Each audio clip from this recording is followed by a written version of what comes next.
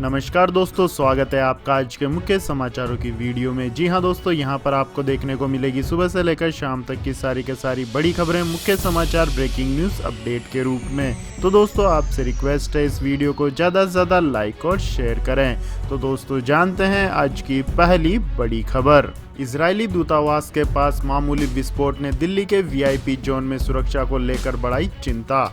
जी हां दोस्तों, देश की राजधानी दिल्ली में इजरायली दूतावास के पास शुक्रवार शाम को हुए कम तीव्रता वाले आईईडी विस्फोट से कुछ देर के लिए अफरा तफरी की स्थिति बन गई।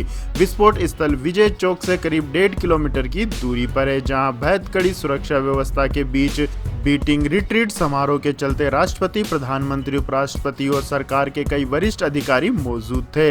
डीसीपी सेंट्रल सिंगल के अनुसार यह मामूली विस्फोट था और कोई भी घायल नहीं हुआ है। कुछ कारों को विस्फोट के कारण नुकसान पहुंचा है। वहीं सीआईएसएफ ने कहा है कि इजरायली दूतावास के नजदीक हुए इस विस्फोट के मद्देनजर सभी एयरपोर्ट, प्रमुख संस्थानों और सरकारी बिल्डिंगों के लिए अलर्ट जारी किया गया है और सुरक्षा बढ़ाई गई है। इसके बाद दोस्तों जान लेते हैं अगली बड़ी खबर। राकेश टिकैत का समर्थन करने महापंचायत में उमड़ी किसानों की भीड़, गाजीपुर कूच की अपील। जी हां दोस्तों, केंद्र के नए कृषि कानूनों के खिलाफ गाजीपुर बॉर्डर पर भारतीय किसान यूनियन के नेतृत्व में हो रहे प्रदर्शन के समर्थन में हजारों किसानों ने आज मुजफ्फरनगर में एक महापंचायत में हिस्सा लिया। बीकेयू के राष्ट्रीय प्रवक्ता राकेश टिकैत का रोने वाला वीडियो वायरल होने के बाद यह भीड़ यहां जुटी है। आलम यह था कि महावीर चौक के पास जीआईसी मैदान किसानों से खचाखच भरा हुआ था।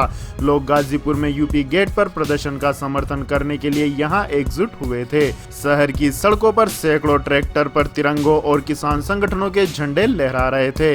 इस कारण यातायात बाधित रहा। क्षेत्र के किसानों के मुजफ्फरनगर सम्मेलन को देखते हुए राष्ट्रीय लोक दल के प्रमुख अजीत सिंह ने भी बीकेयू को समर्थन दिया और उनके पुत्र जयंत चौधरी ने भी महापंचायत में हिस्सा लिया। इसके बाद दोस्तों जान लेते हैं अगली बड़ी खबर। सिंधु बॉर्डर खाली करवाने पहुंचे लोगों और किसानों में पथराव, एसएचओ को लगी तलवार। हरियाणा के 17 जिलों में इंटरनेट बंद। जी हां दोस्तों, किसान आंदोलन के बीच सिंधु बॉर्डर पर शुक्रवार को बवाल हो गया। दोपहर करीब 1 बजे नरेला की तरफ से आए लोग धरना स्थल पर पहुंचे और नारेबाजी करते हुए किसानों से बॉर्डर खाली करने की मांग करने लगे। इनका कहना था कि किसान आंदोलन के चलते लोगों के कारोबार ठप हो रहे हैं। 1:45 बजे तक ये लोग किसानों के टेंट तक पहुंच गए और उनकी जरूरत के सामान तोड़ दिए। इसके बाद किसानों और नारेबाजी कर रहे लोगों के बीच झड़प शुरू हो गई। दोनों ओर से पथराव भी शुरू हुआ। पुलिस ने बीच बचाव की कोशिश की, लेकिन स्थिति बिगड़ते देख लाठीचार्ज करना पड़ा और आंसू गैस के गोले छोड़ने पड़े। इस झड़प में 5 पुलिस वाले घायल हो गए। अलीपुर थाना के एसएचओ प्रदीप पालीवाल भी तलवार से हुए हमले में जख्मी हो गए। बवाल के बाद हरियाणा सरकार ने एहतियातन 17 जिलों में आज शाम 5 बजे तक इंटरनेट सेवाओं पर रोक लगा दी है। इस दौरान केवल कॉलिंग सर्विसेज जारी रहेंगी। इसके बाद दोस्तों जान लेते हैं अगली बड़ी खबर। पंजाब में पंचायत का फरमान, हर घर से एक सदस्य दिल्ली बॉर्डर पहुंचे नहीं तो 1500 रुपए जुर्माना या सामाजिक बहिष्कार किया जाएगा। जी हां दोस्तों, पंजाब में बठिंडा जिले के गांव वीरक खुर्द की पंचायत ने आंदोलनकारी किसानों के समर्थन में एक अजीब फरमान सुनाया है। इसमें कहा गया है कि गाँव के हर परिवार से एक सदस्य तुरंत दिल्ली बॉर्डर पहुंचे नहीं तो उन पर 1500 रुपए का जुर्माना लगेगा। जुर्माना अदा नहीं करने पर सामाजिक बहिष्कार होगा। पंजाब की दूसरी पंचायतें भी ऐसा प्रस्ताव पास करने की तैयारी कर रही है। 26 जनवरी को दिल्ली में हुई हिंसा और उसके बाद सरकार के सख्त रुख को देखते हुए किसान घर लौटने लगे। इससे आंदोलन कर रहे किसानों की चिंता बढ़ी है। ऐसे में पंचायतों ने मोर्चा संभाला है। गुरुद्वारों से यह अनाउंसमेंट करने को कहा गया है कि मोर्चा अभी भी लगा है, सब दिल्ली पहुंचे, किसी तरह की अफवाह पर भरोसा ना करें। इसके साथ ही दोस्तों वीरक खुर्द पंचायत के फरमान में यह भी कहा गया है कि आंदोलन में जाने वाले सदस्यों को वहां कम से कम 7 दिन रहना होगा। आंदोलन में अगर किसी के वाहन को नुकसान होता है तो नुकसान की भरपाई की जिम्मेदारी पूरे गांव की होगी। इसके बाद दोस्तों जान लेते हैं अगली बड़ी खबर। उत्तर प्रदेश, गुजरात समेत 3-6 राज्यों से चुनाव लड़ेगी आम आदमी पार्टी। सीएम केजरीवाल ने किया बड़ा ऐलान। जी हां दोस्तों, आम आदमी पार्टी के राष्ट्रीय संयोजक और दिल्ली के मुख्यमंत्री अरविंद केजरीवाल ने गुरुवार को पार्टी की 9वीं राष्ट्रीय परिषद की बैठक को संबोधित किया है। इस दौरान उन्होंने कहा है कि आम आदमी पार्टी 6 राज्यों उत्तर प्रदेश, उत्तराखंड, गोवा, पंजाब, हिमाचल प्रदेश और गुजरात में चुनाव लड़ेगी। कापासेरा स्थित केलिस्टा रिजोर्ट में बैठक बैठक के दौरान बोलते हुए सीएम अरविंद केजरीवाल ने कहा कि देश भर के लोग आम आदमी पार्टी से प्यार करते हैं और उम्मीद भरी नजरों से देख रहे हैं। दिल्ली की तरह ही सभी राज्यों की जनता को 24 घंटे फ्री बिजली व पानी, अच्छे स्कूल और अस्पताल चाहिए। हमारे लिए देश महत्वपूर्ण है। आम आदमी पार्टी सिर्फ एक जरिया है और इसके जरिए हमें देश को बदलना है। इसके बाद दोस्तों जानते हैं अगली बड़ी खबर। महाराष्ट्र में 28 फरवरी तक के लिए बढ़ाया गया लॉकडाउन। अब तक हो चुकी है इतनी मौतें। जी हां दोस्तों, महाराष्ट्र सरकार ने राज्य में 28 फरवरी तक के लिए लॉकडाउन बढ़ा दिया है। सरकार ने शुक्रवार को घोषणा की है कि अब राज्य में आने वाले महीनों में भी कोविड-19 लॉकडाउन लागू रहेगा। महाराष्ट्र के मुख्य सचिव संजय कुमार ने लॉकडाउन को 1 महीने के लिए आगे बढ़ाने की अधिसूचना जारी की है। इससे पहले राज्य में लगाए गए लॉकडाउन को 31 जनवरी तक के लिए बढ़ा दिया गया था। आपकी जानकारी के लिए बता दें दोस्तों, राज्य में अब तक इस महामारी से 50,000 से ज्यादा मौतें हो चुकी है और राज्य में कोविड-19 के 3,537 नए मामले दर्ज किए गए हैं, जिसके बाद यहां संक्रमण के मामलों की कुल संख्या 19,28,603 तक पहुंच गई है। वहीं राज्य में 70 लोगों की मौत के बाद मरने वालों का आंकड़ा 49,463 हो गया है। इसके बाद दोस्तों जान लेते हैं अगली बड़ी खबर। वुहान की उन सभी जगहों का दौरा करेगी WHO की टीम जिन पर है दुनिया को शक। जी हां दोस्तों, विश्व स्वास्थ्य संगठन के विशेषज्ञ वुहान में अपनी पहली साइट विजिट करने के लिए तैयार हैं। इससे पहले शुक्रवार को विशेषज्ञों ने चीनी अधिकारियों से मुलाकात की।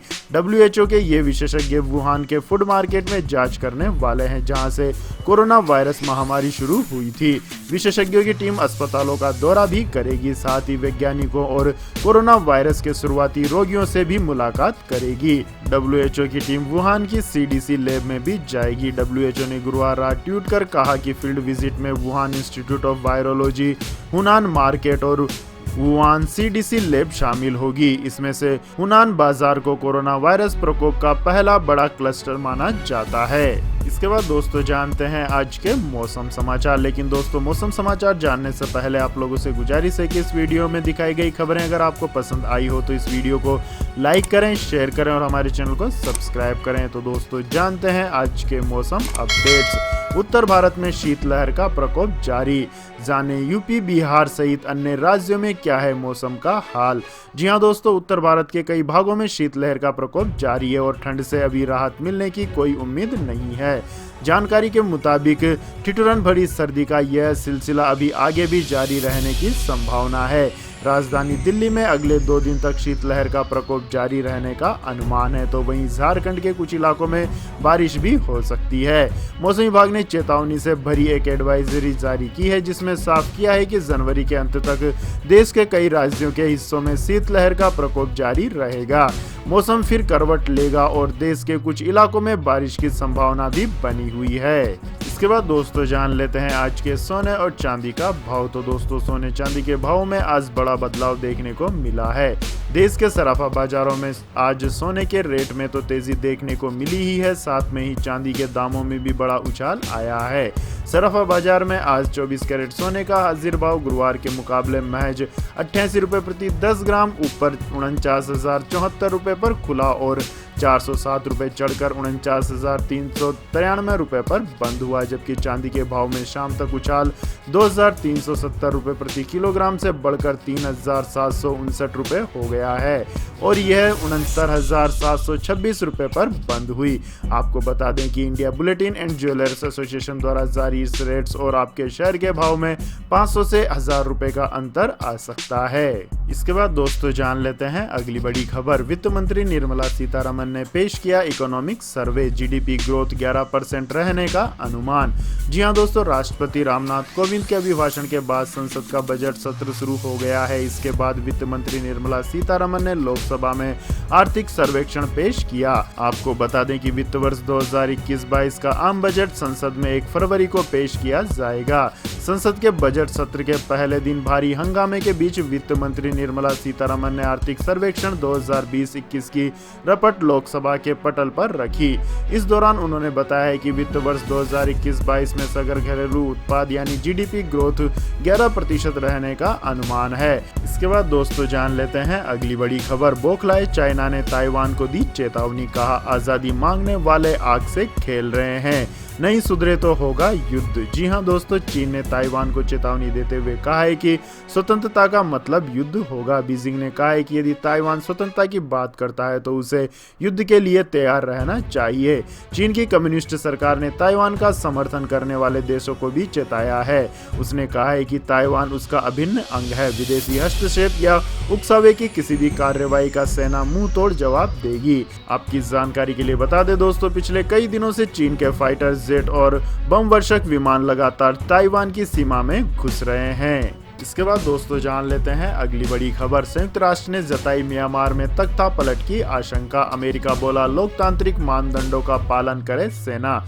जी हां दोस्तों, संयुक्त राष्ट्र और पश्चिमी देशों की सरकारों ने म्यांमार की सेना द्वारा दी गई चेतावनी पर चिंता जताते हुए देश में तख्ता पलट की आशंका जताई है। जबकि राष्ट्रीय निर्वाचन आयोग ने सेना द्वारा चुनावों में धोखाधड़ी होने के आरोप से इनकार किया है। 8 नवंबर को हुए संसदीय चुनावों में आंग सान सू की नेशनल लीग फॉर डेमोक्रेसी को शानदार जीत मिली थी। सूकी की पार्टी ने 476 सीटों में से 396 पर जीत दर्ज की थी, जबकि सैन्य समर्थित union solidarity and development party मात्र 33 सीटों पर जीत पाई। संयुक्त राष्ट्र महासचिव एंटोनियो गुतेरस ने कहा है कि म्यांमार में चल रहे घटनाक्रम से वह बहुत चिंतित है। सेना ने धमकी दी है कि अगर उनकी शिकायतों का निवारण नहीं किया गया तो वह कार्रवाई करेगी। हालांकि सैन्य प्रवक्ता ने मंगलवार को जारी एक बयान में तख्ता पलट जैसी संभावनाओं से इनकार किया था। ऑस्ट्रेलिया, ब्रिटेन, कनाडा, यूरोपियन संघ, अमेरिका सहित 12 अन्य राष्ट्रों ने एक अलग बयान में सेना से लोकतांत्रिक मानदंडों का पालन करने का आग्रह किया है। इसके बाद दोस्तों जान लेते हैं अगली बड़ी खबर। पेटीएम दे रहा है खास ऑफर, फ्री में मिलेगा एलपीजी सिलेंडर, जल्द करें ऐसे बुकिंग। जी हां दोस्तों, फ्री में एचपी, इंडियन और भारत गैस कंपनी के एलपीजी सिलेंडर खरीदने के लिए अब सिर्फ 2 दिन का समय बचा है। ऐसे में अगर आपने अभी तक पेटीएम की नई स्कीम का फायदा नहीं उठाया तो अब और देर मत कीजिए, क्योंकि पेटीएम की नई स्कीम के तहत एलपीजी सिलेंडर की बुकिंग पर 700 रुपए तक का कैशबैक ऑफर मिल रहा है। इसका मतलब ये हुआ कि आपका एलपीजी सिलेंडर बिल्कुल मुफ्त हो जाएगा, क्योंकि रिफिल सिलेंडर की कीमत सब्सिडी के साथ 700 से 750 रुपए के करीबन होती है। इसके बाद दोस्तों जान लेते हैं अगली बड़ी खबर। इकोनॉमिक सर्वे के बाद बाजार में चौतरफा बिकवाली। सेंसेक्स 588 अंक टूटा तो निफ्टी 13,600 के करीब क्लोज। जी हां दोस्त, वित्त मंत्री के लोकसभा में इकोनॉमिक सर्वे पेश किए जाने के बाद बाजार में चौतरफा बिकवाली देखने को मिली है। सेंसेक्स और निफ्टी दोनों ही इंडेक्स लाल निशान पर बंद हुए। बीएसई का प्रमुख इंडेक्स सेंसेक्स 588 अंक यानी 1.26% टूटकर 46,285.77 के निचले स्तर पर क्लोज हुआ। इसके अलावा निफ्टी भी 183 अंक यानी 1.32% गिरकर 13,635 के लेवल पर बंद हुई। इकोनॉमिक सर्वे में वित्त वर्ष 2021 में जीडीपी ग्रोथ में 7.7% गिरावट का अनुमान है। जानकारों के मुताबिक अगर ऐसा होता है तो पिछले 42 साल में इस साल जीडीपी ग्रोथ सबसे खराब रहेगी। हालांकि रियल जीडीपी ग्रोथ 11% रहने का अनुमान है। इसके बाद दोस्तों जान लेते हैं अगली बड़ी खबर। कैंटीन का नहीं बल्कि 5 स्टार होटल का खाना खाएंगे सांसद, टूटेगी 52 साल की परंपरा।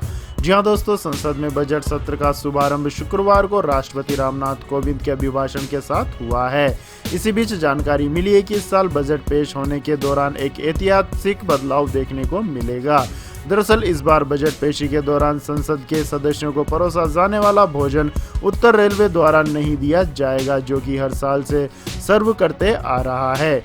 52 सालों से बजट के दौरान उत्तर रेलवे ही सभी सांसदों को खाना खिलाता आया है, लेकिन इस बार यह परंपरा टूट गई है।